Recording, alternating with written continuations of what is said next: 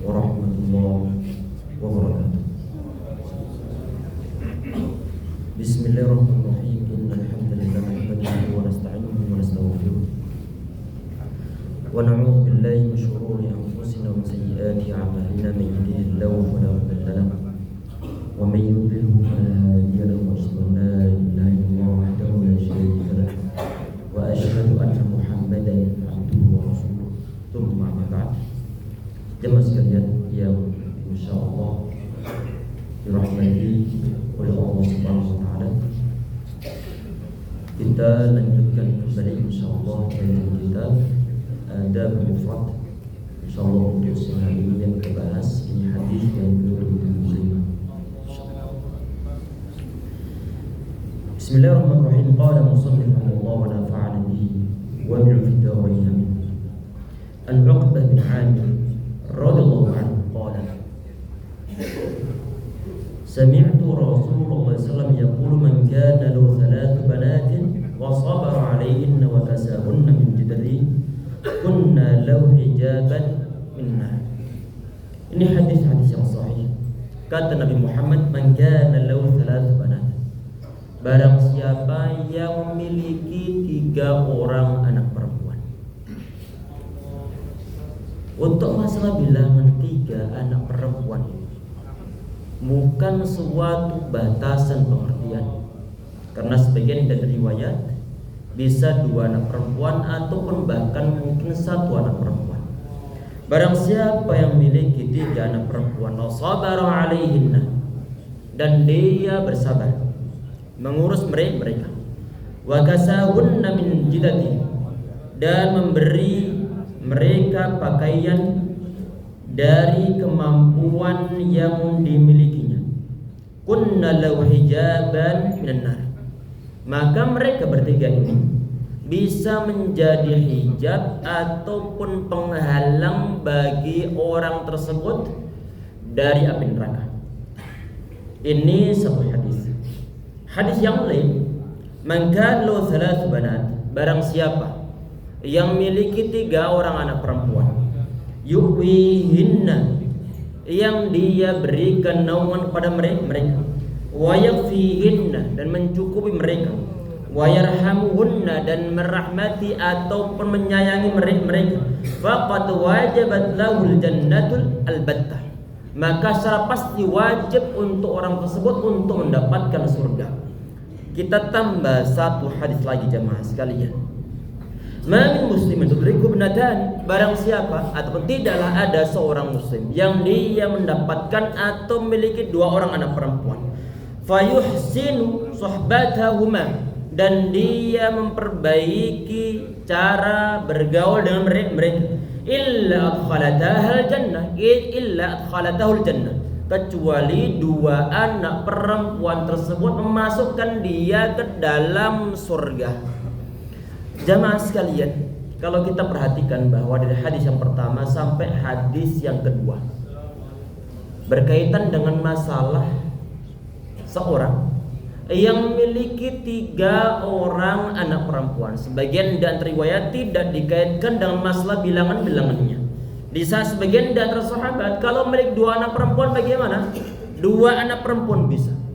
Kemudian sebagian dan sahabat menanya lagi, kalau 1 anak perempuan bagaimana? 1 anak perempuan pun bisa. Ini jemaah sekalian, di saat ada orang dia memiliki 3 anak perempuan, 2 anak perempuan, ataupun 1 anak perempuan, kemudian dia memperhatikan keperluan mereka, berbuat baik sama mereka. Nanti untuk makna berbuat baik insyaallah nanti akan dijelaskan setelahnya.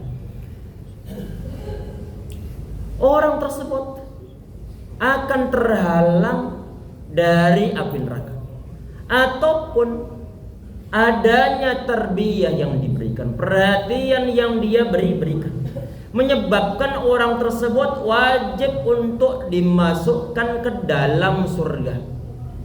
Ini adalah suatu hiburan yang mungkin dirasakan oleh orang-orang yang memiliki anak perempuan, yang mereka merasa, ya Allah kok beratnya begini, ngurus anak-anak perempuan, rela relatif lebih berat dan juga lebih perlu perhatian khusus. Biaya pun bertambah, beda dengan biaya yang dimiliki oleh seorang anak laki-laki. Perhatian terhadap mereka pun tentunya beda dengan di saat memiliki seorang anak laki-laki. Karena anak-anak perempuan itu adalah aurat. Dalam artian bahwa kalau mereka itu sudah mencapai level-level baligh, maka perhatian tentang nutup aurat mereka lebih perlu diperhatikan daripada yang laki-laki. Walaupun yang laki-laki perlu, tetapi perempuan lebih berat urusannya, lebih berat urusannya. Kemana-kemana mereka perlu untuk diperhatikan, karena mereka adalah anak-anak yang mungkin yang secara kodratnya mereka adalah manusia yang lemah. Di saat berat sedikit, Pak, ya, di saat ada takut masalah kecoak lah, takut masalah mungkin tikus ataupun yang lain sebagainya. Beda dengan anak laki-laki. Sedikit manggil ayahnya. Dan di saat mereka telah sudah akil balik, orang tua perlu lebih perhatian. Di saat perhatian diberikan oleh orang tua kepada anak-anak perempuannya secara benar, maka balasannya adalah surga. Kalau kita perhatikan di sini jamaah sekalian, tadi sebagian di antara hadis tadi kita bacakan, ada sebagian dan riwayat adalah fayuhsinu suhbatahuma, memperlakukan mereka dengan baik. Dibahas oleh para ulama memperlakukan dengan baik, dan sebagian di antara riwayat adalah fa'sana ilaihinna, orang tua baik cara mentarbiyah mereka. Bukan cuma disediakan ini, yang penting ada makanan, yang penting ada minuman, yang penting ada tempat tinggal, yang penting ada pakaian mereka. Tidak cukup. Di saat orang tua mereka hanya fokus menyangkut masalah lahiriah saja, kemudian urusan tarbiyah mereka tidak diperhatikan, urusan pergaulan mereka juga tidak diperhatikan. Apakah termasuk berbuat baik secara mutlak terhadap anak-anak perempuan tersebut? Tidak berbuat baik kepada mereka, walaupun tahsisi lahiriah iya. Cuman saja orang tua disuruh oleh Allah Subhanahu wa taala bukan cuma sekedar ngurus masalah lahiriah, pakaian, makanan, tempat tinggal, fasilitas mereka saja, tetapi adalah disuruh oleh Allah Subhanahu wa taala umumnya adalah ya ayyuhalladzina amanu qu anfusakum wa ahlikum nar. Wahai orang-orang yang beriman, peliharalah diri kalian dan juga keluarga dari api neraka. Sehingga jangan fokuskan jamaah sekalian, baik kita itu memiliki anak perempuan ataupun anak laki-laki, tarbiyah akhlaqiyah, tarbiyah batiniyah, tarbiyah diniyah, tarbiyah ruhiyah, tarbiyah islamiyah, jangan sampai ditiadakan. Karena itu adalah suatu kewajiban pada orang tua. Kewajiban orang tua untuk mentarbiyah anak-anak mereka nggak cukup sira anaknya kemudian dipondokkan kemudian selesai urusan, enggak. Kadang-kadang sebagian dari orang hanya fokus untuk memfasilitasi mereka, sedangkan untuk masuk pergaulan kurang diperhatikan. Sehingga di saat anaknya ini bergaul dengan siapa, jam segini kok belum pulang, nongkrongnya dengan siapa, sebagian di antara orang tua kurang perhatian. Apakah orang tua yang kurang perhatian masalah akhlak anaknya, masalah pakaian anaknya, bagaimana cara mereka menutup auratnya? Apakah berhak untuk mendapatkan penghalang dari api neraka karena anak perempuan mereka? Kata para ulama, ini tidak mencukupi. Karena orang tua ada hadir di dalam dunia ini adalah bukan cuma sekedar mencukupi kebutuhan yang bersifat lahiriah saja, tetapi adalah perlu di samping manusia mereka mencari suatu keselamatan dunia, mencari kenyamanan dunia, juga sisi masalah akhirat pun perlu diperhatikan. Sehingga dengan demikian jamaah sekalian, di saat ada orang tua, dia perhatian masalah fasilitas anaknya, pakaian anaknya, makan makanannya anaknya, perhatian kasih sayang kepada mereka juga diperhatikan, termasuk masalah akhlak, termasuk pendidikan agama anaknya juga perlu untuk diperhatikan. Kalau ini nggak diperhatikan, maka nanti mereka akan nuntutnya bagaimana ya Allah? Bagaimana mungkin engkau masukkan kami ke dalam neraka, sedangkan kami itu hidup sejak terlahir dunia belum pernah dikenalkan tentang masalah engkau oleh orang tua kami. Yang engkau bilang Nabi Muhammad SAW beliau mengajarkan akhlak-akhlak yang karimah, kami belum pernah mengenalnya dari orang tua kami. Sehingga di saat orang tua dituntut oleh anaknya, maka sebelum anaknya dimasukkan ke dalam neraka, tentunya terlebih dahulu adalah orang tuanya diminta tanggung jawab oleh Allah Subhanahu wa taala. Setelah memperhatikan hal demikian jemaah, masalah akhlak batinnya iya, masalah tarbiyah islamiyahnya juga iya. Kemudian tanggung jawab lahiriah juga diperhatikan oleh orang tuanya.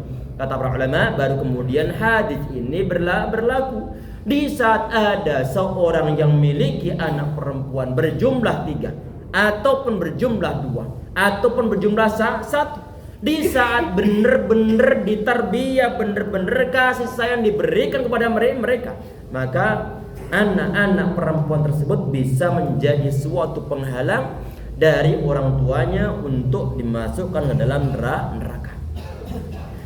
Semoga Allah SWT memberikan kita kemudahan di saat kita sebagai orang tua, baik mungkin orang tua dari anak laki-laki ataupun anak perempuan. Tentunya semakin berkembangnya zaman, semakin berat keadaan orang tua. Keadaan orang tua semakin lama semakin berat.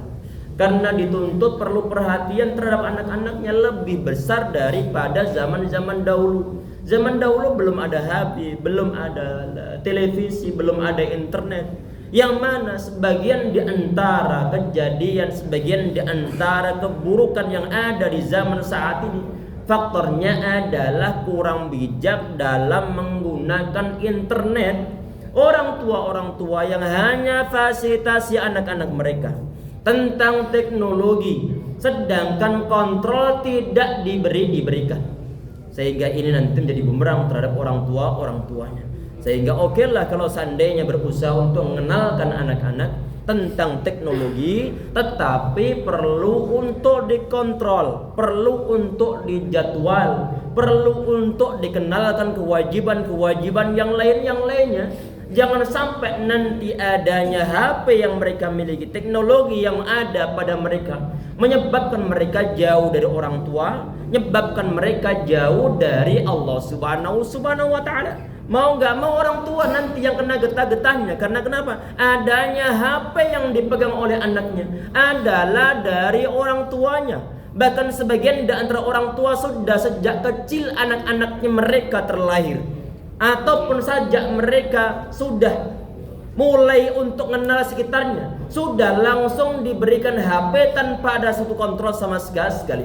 Semoga Allah SWT jadikan kita sebagai hamba-hambanya, sebagai orang tua yang bijak dalam mengenalkan kepada anak-anak tersebut tentang adanya teknologi. Dengan demikian insyaallah pertanggungjawaban akan ringan di hadapan Allah Subhanahu wa taala. Karena kita itu enggak tahu HP yang telah kita berikan kepada anak-anak kita, baik laki-laki ataupun perempuan, digunakan oleh mereka itu dengan cara apa saja. Apa saja yang telah mereka perbuat di dalam HP mereka, melalui HP mereka, sehingga perlu untuk kontrol ekstra, perlu untuk nasihati terus-terusan, tanamkan dalam jiwa mereka tentang pengawasan yang diberikan oleh Allah Subhanahu wa taala. Khususnya di saat anak-anak tersebut masih dalam usia ABG, baik yang laki-laki ataupun perempuan. Syahwat itu kian lama kian ngekang. Di saat tidak pernah diperhatikan oleh orang tuanya, syahwat kian lama kian membara yang ada pada diri anak, kalau tidak segera diarahkan ke yang baik, maka yang terjadi adalah adanya teknologi dijadikan sebagai ajang untuk bermaksiat kepada Allah Subhanahu wa taala. Semoga Allah Subhanahu wa taala memberikan kita hidayah insyaallah ya rabbal alamin. Tayyib, para ulama jamaah sekalian, di saat mereka membahas masalah ini kan ada pembahasan menyangkut masalah kekhususan orang-orang yang memiliki sejumlah anak perempuan. Tidak ada pembahasan hadis, kata para ulama, yang berkaitan dengan khususan orang tua yang memiliki berapa anak laki-laki. Kata para ulama, kenapa? Di antara hikmahnya kata mereka, ini kenapa kok ada khusus perempuan, keistimewaan orang-orang yang memiliki anak perempuan? Karena mereka, ini sekedar penafsiran para ulama, karena mereka itu adalah di saat nanti mereka dewasa, mereka itu adalah pusat cinta dari generasi setelahnya. Di saat sejak mereka kecil, di saat mereka masih muda belia, diasuh oleh orang tuanya, ditarbiyah yang benar, diberi kasih sayang secukupnya oleh orang tuanya, maka mereka itu adalah generasi ibu-ibu yang lemah lembut terhadap generasi setelahnya. Sehingga dengan demikian, di saat orang tua ataupun seorang ibu yang terlahir dari perhatian kedua orang tuanya dengan penuh kasih sayang, di saat mereka mentarbiyah anak-anaknya pun akan dipenuhi dengan kasih sayang, sehingga yang terjadi adalah generasi yang diperhatikan oleh ibunda yang penuh kasih sayang tersebut, ibunda yang paham tentang urusan agamanya. Insya Allah generasi berikutnya adalah generasi yang saleh, generasi yang baik, generasi yang diberkahi oleh Allah SWT. Karena kenapa? Diukur dengan adanya tarbiyah Islamiyah. Diawali oleh siapa? Diawali oleh seorang ibunda. Ibunda ini terlahir dari keluarga siapa? Oh, keluarga si fulan, yang mana ayahnya itu adalah perhatian terhadap anak-anak perempuannya. Kasih sayang dicurahkan, keperluannya dicukupi, tarbiyah pun ada. Dikenalkan menyangkut masa agama. Oh, nggak heran kalau keturunannya masya Allah berkahnya bukan main. Seakan-akan kita melihat mereka itu damainya bukan main. Omongannya diatur, gak ada sumpah serapah, perhatian menyangkut masa urusan agama mereka. Sehingga jemaah sekalian, keluarga yang semacam ini terlahir diawali diantaranya adalah di saat ada orang tua yang memiliki anak-anak perempuan, kemudian diperhatikan dengan benar-benar tarbiyah mereka, di samping keperluan yang bersifat lahiriah dicukupi pula oleh orang tuanya. Oleh karena itu pula sebagian di antara riwayat Nabi Muhammad SAW, beliau mengatakan tungkahul mar'atu li arba'. Jadi perempuan dinikahi karena empat hal. Pada umumnya manusia pada umumnya mereka menikahi kaum perempuan di zaman dahulu itu ada karena empat hal. Karena mungkin kecantikannya, karena mungkin harta bendanya, karena mungkin nasabnya, atau mungkin pangkat dan juga jabatannya, dan juga karena lidiniyah, karena faktor agamanya. Kita disuruh untuk mendapatkan suatu keberuntungan, disuruh untuk perhatian dari si masalah keagamaannya, bukan menyangkut masalah teori, bukan menyangkut masalah teori keagamaan, tetapi adalah menyangkut bagaimana dia itu berpegang pada urusan agamanya. Karena ada orang yang dia tahu banyak teori agama, nggak beres akhlaknya. Ada banyak orang yang dia tahu teori agama, bisa jadi pejabat korupsi. Kalau pesantren kemudian korupsi ataupun yang lain sebagainya. Artinya adalah kita disuruh bisa memilih pasangan adalah faktor agamanya, mungkin akhlaknya, pertimbangan masalah akhiratnya. Di saat ada seorang calon istri dengan model begitu, bukan dari sisi masalah bentuk tubuhnya, bukan khusus menyangkut masalah bentuk mukanya, tetapi adalah agamanya, syukur dia cantik, dia kaya ataupun yang lain sebagainya. Tetapi yang jadi target utama adalah menyangkut masalah agamanya. maka insya Allah anak-anak yang terlahir pun adalah anak-anak yang saleh, anak-anak yang membuat orang tua yang tentram. Karena zaman-zaman saat ini ya jemaah sekalian, zaman yang penuh fitnah, zaman yang penuh adanya godaan besar yang bukan main. Di saat anak ini dia keluar rumah, karena dia sudah salah asuh, sudah salah penanganan sudah dari awal.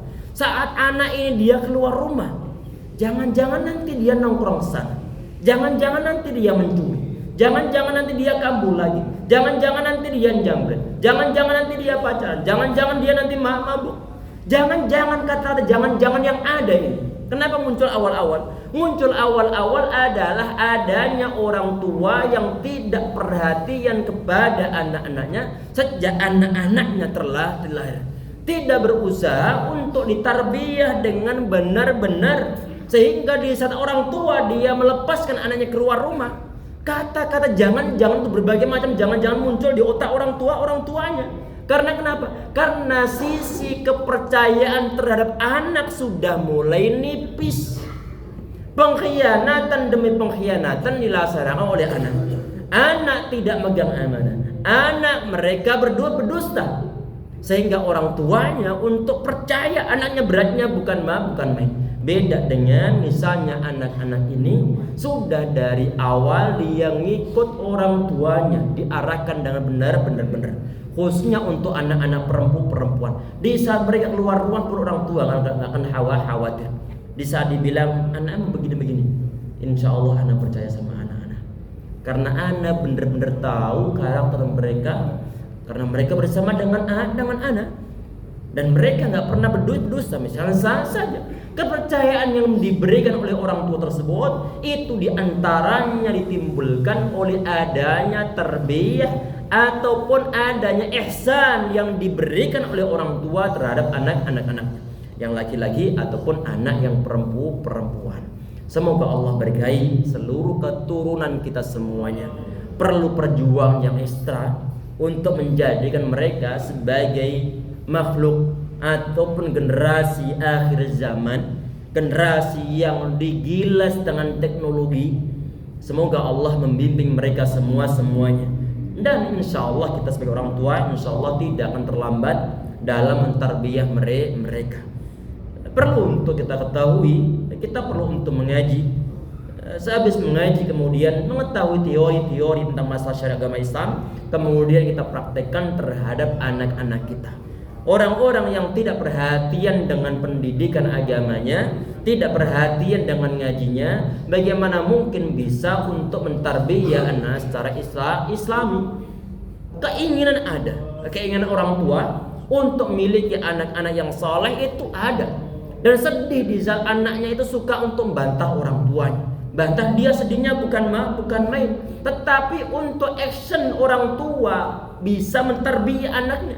Kadang-kadang baru sekedar rencana saja, sehingga realita yang di masyarakat, realita di lapangan pun berbeda dengan yang diharapkan. Keinginan memiliki anak soleh belum akan tercapai. Karena kenapa? Usaha orang tua belum maksimal, baru sebatas kebutuhan dunianya saja. Duit iya dikasih, biaya kuliah, biaya sekolah iya, pakaian pun dikasih, fasilitas dikasih. Hanya satu sisi dari orang tua, kelemahan sebagian di antara orang tua, sisi tarbiyahnya belum mereka handle. Sehingga yang terjadi adalah di saat anak-anak ini hanya diperhatikan menyangkut masa urusan dunianya, untuk akhiratnya enggak, maka jangan heran, maka anak ini hanya maju urusan dunia, karirnya saja, sedangkan untuk membuat orang tua tentrem susah untuk dapatkan. Karena kenapa? Usaha orang tua untuk merealisasikan mentarbiyah anaknya masih kurang. Semoga Allah mudahkan kita semuanya untuk mentarbiyah anak-anak kita secara Islami, secara yang digariskan ataupun secara yang diajarkan Nabi Muhammad SAW. Amin ya rabbal alamin. Tadi yang berkaitan dengan masalah 2 anak, 3 anak perempuan, 1 anak perempuan, itu yang ada di hadis nomor 77. Baik. Kemudian di poin berikutnya,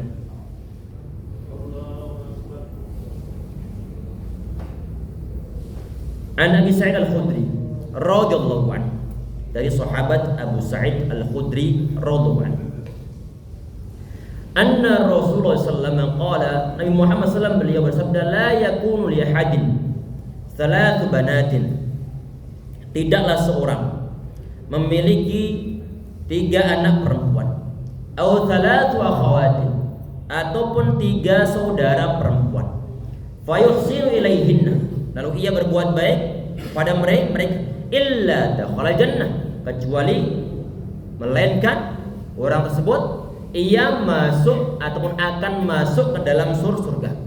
Ini pengembangan dari pembahasan sebelumnya.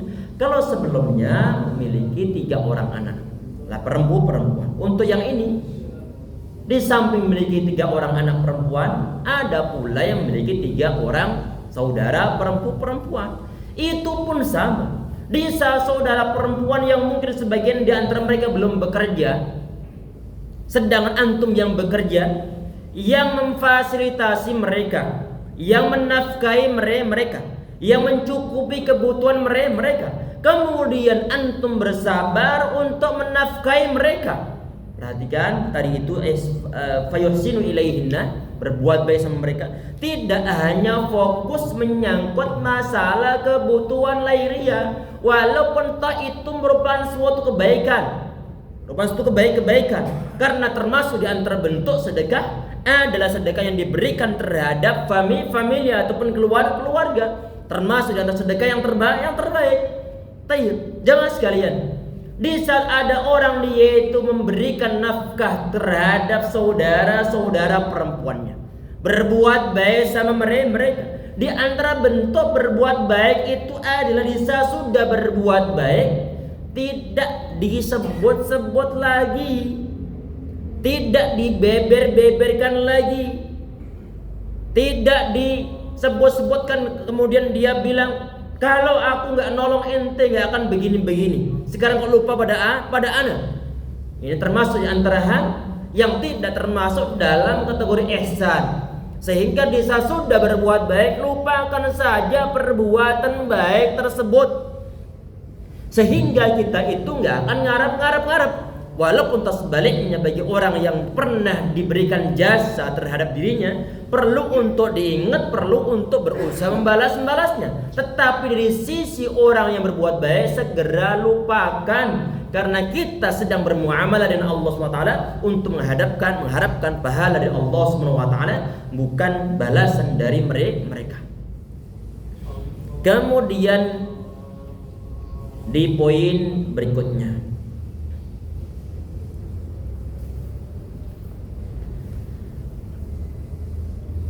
Ali bin Umar bin Khattab anna rajulan kana indahu, seorang laki-laki dekat dengan sahabat Ibnu Umar suatu saat di sana. Walau banatun fatamanna mautahunna, dan dia memiliki anak-anak perempuan dan dia itu ngarep-ngarep kematian mereka.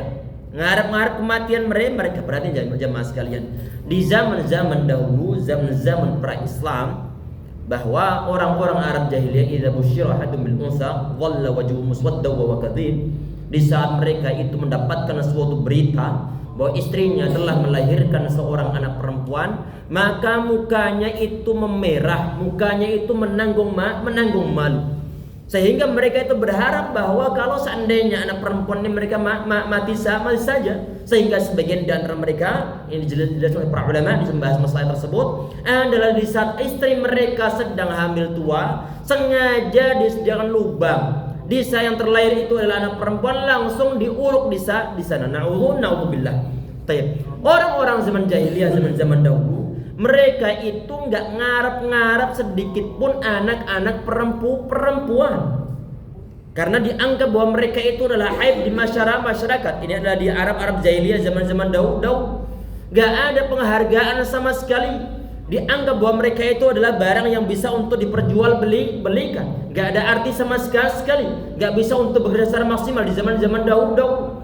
Di saat agama Islam ada, justru menempatkan perempuan di tempat yang terhormat. Ibunda-ibunda, ummahat-ummahat, diberikan level 3 dibanding ayah, dibanding si ayah. Yang zaman-zaman jahiliyah perempuan-perempuan mereka yang mendapatkan harta warisan, di agama Islam mereka mendapatkan harta warisan dan juga bentuk kemuliaan yang lainnya. Kejadian ini adalah di saat ada seorang laki-laki, dia duduk bersama Ibnu Umar Ibn Khattab, yang mana laki-laki ini memiliki anak-anak perempuan, sedangkan dia berharap kematian mereka,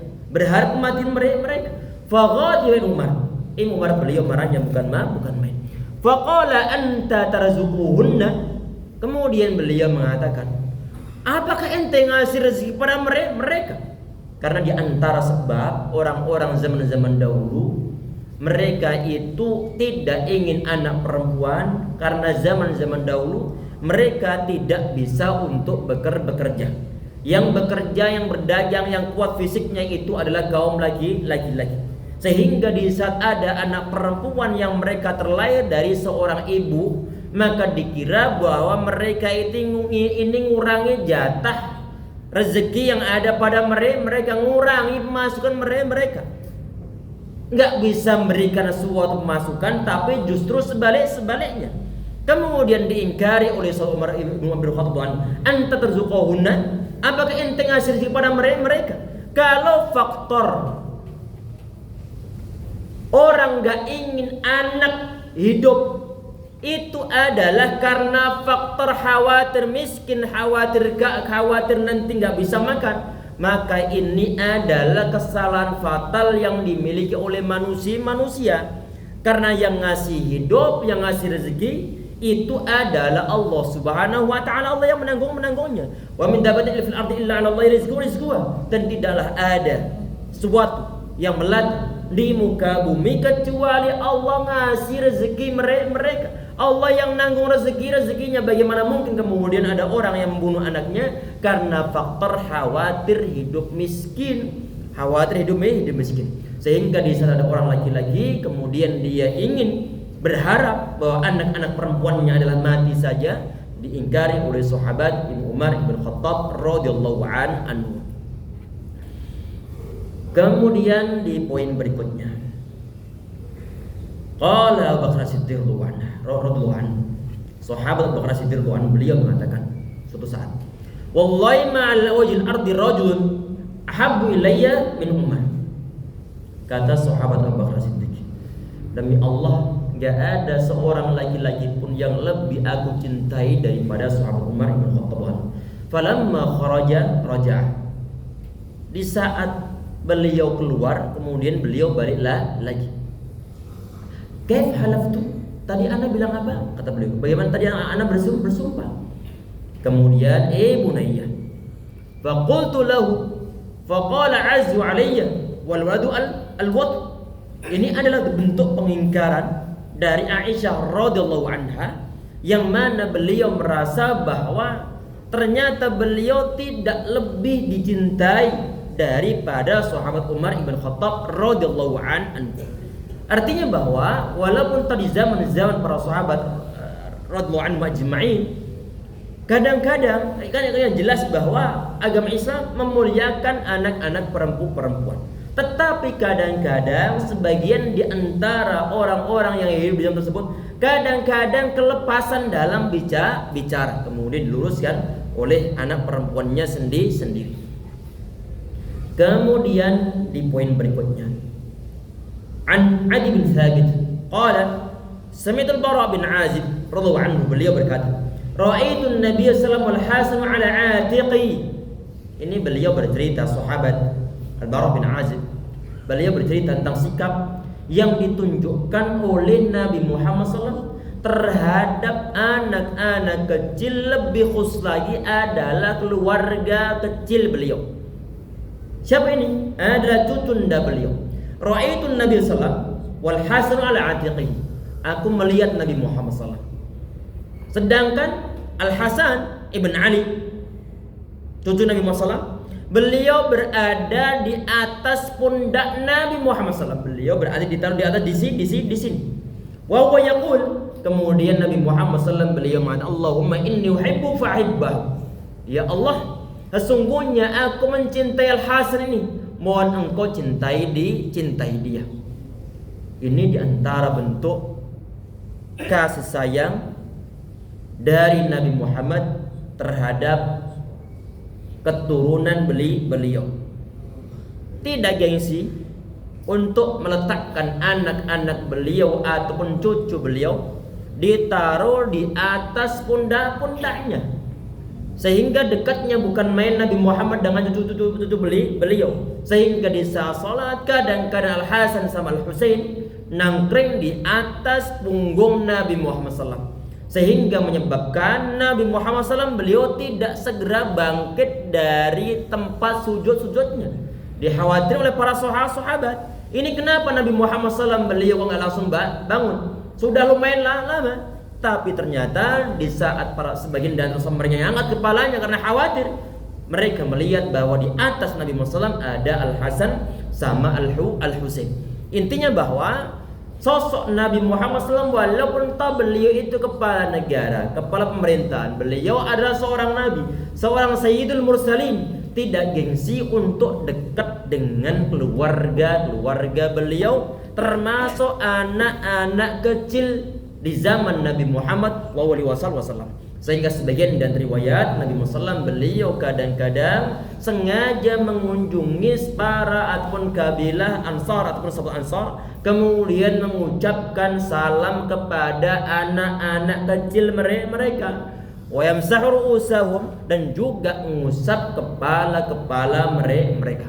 Enggak ada gengsinya. Pertanyaannya adalah, apakah zaman kita saat ini, apakah gengsi kalau kita mau negur sapa dengan anak-anak kecil yang sedang main bola, yang sedang mungkin kejar-kejaran, gengsi ataukah tidak? Di saat kita gengsi, ewo pakewo, ataupun mungkin kita merasa ini merendahkan diri sendiri saat menyalamin anak-anak, maka akhlak tersebut tidak dicontohkan Nabi Muhammad SAW. Maka perlu untuk merubahnya. Jangan gengsi untuk berbuat baik sama mereka. Gak jadi masalah sekali-kali main bola sama mereka, atau mungkin godain mereka, nanya-nanya untuk sekedar menghibur mereka, nggak jadi masalah. Dan itulah kedekatan yang ditampakkan Nabi Muhammad SAW terhadap para sahabat yang junior, yang junior. Allahu a'lam. Mungkin sampai di situ insyaallah yang bisa kita bahas untuk pertemuan siang hari ini. Dan sebelum ditutup, barangkali ada yang ingin ditanyakan terlebih dahulu, silahkan. Menyangkut masalah tarbiyah ataupun yang lain sebagainya. Barangkali ada pertanyaan. Gak ada? Semoga Allah SWT memberi keberkahan pada antum, pada kita semuanya insyaallah. Keberkahan di kantor, keberkahan tempat kerja, keberkahan di keluarga, keberkahan keturunan insyaallah. Dan semoga kita diberi hidayah oleh Allah SWT untuk senantiasa menambah ilmu pengetahuan agama Islam, tahu sunnah Nabi Muhammad SAW, kemudian dimudahkan untuk praktekannya, dimudahkan untuk mengamalkan, mengajarkan terhadap anak-anak kita semua insyaallah. Amin ya rabbal alamin.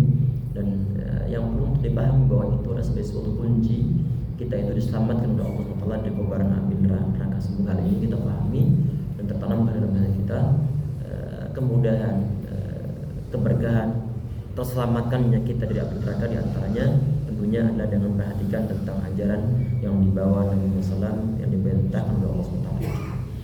Kita cukup sekian insyaallah untuk pertemuan dengan doa kafaratul majelis. Subhanallah, astaghfiruka wa atubu ilaik. Assalamualaikum warahmatullahi wabarakatuh.